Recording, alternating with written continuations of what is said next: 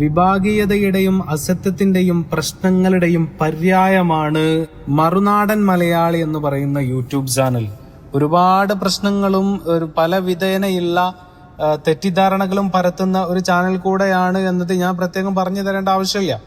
മറുനാടൻ മലയാളിയുടെ ഷാജൻ സക്കറിയ, അദ്ദേഹം അൻവർ MLA അറസ്റ്റിലായപ്പോ അദ്ദേഹം ലണ്ടനിൽ നിന്നൊരു വീഡിയോ ഇട്ടിരുന്നു. ഞാൻ വളരെ സന്തോഷവാനാണ്. അനീതിയായ അൻവർ MLA, അക്രമകാരിയായ അൻവർ MLA എന്നൊക്കെ അൻവറിനെ വളരെ മോശമായി ചിത്രീകരിച്ച് അൻവർ MLA അറസ്റ്റിലായപ്പോ ഉടനെ തന്നെ അദ്ദേഹം വീഡിയോയിൽ വരികയാണ്. അപ്പോൾ ആ ഒരു വീഡിയോ കൃത്യമായി കണ്ടാൽ തന്നെ അദ്ദേഹത്തിന്റെ ഉള്ളിലിരിപ്പ് നമുക്ക് മനസ്സിലാകും. ആ സമയത്ത് അൻവർ ജയിലിൽ പോവുകയും കൃത്യമായി പറഞ്ഞാൽ ഒരു ദിവസം പോലും അൻവർ കൃത്യമായി ജയിലിൽ കിടക്കാതെ തിരിച്ച് ജാമ്യം കിട്ടിക്കൊണ്ട് തിരിച്ചു പോരുകയാണ്. ആ സമയത്ത് അൻവറിന്റെ ആ ഒരു തിരിച്ചടി എന്നുള്ളത് ഷാജൻ സക്കറിയയുടെ മുഖത്തെ ഏറ്റ കനത്ത ഒരു അടികൂടെയാണ്. അൻവറിന്റെ ആ ഒരു മോചനം തന്നെയായിരുന്നു ഷാജൻ സക്കറിയക്കുള്ള കൃത്യമായ മറുപടി.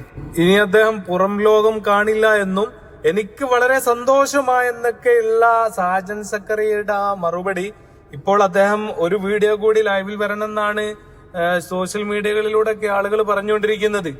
ഷാജൻ സക്കറിയ ഇപ്പൊ എവിടെയാണ്? ഒന്നുകൂടെ ലൈവിൽ വരൂ, ഇപ്പൊ എന്തായി അവസ്ഥ എന്നൊക്കെ രീതിയിലുള്ള ഷാജൻ സക്കറിയ കൃത്യമായ സൈബർ ആക്രമണത്തോടു കൂടി സോഷ്യൽ മീഡിയ ഏറ്റെടുത്തിരിക്കുകയാണ്. അപ്പോ ഇത് കേരളമാണ്.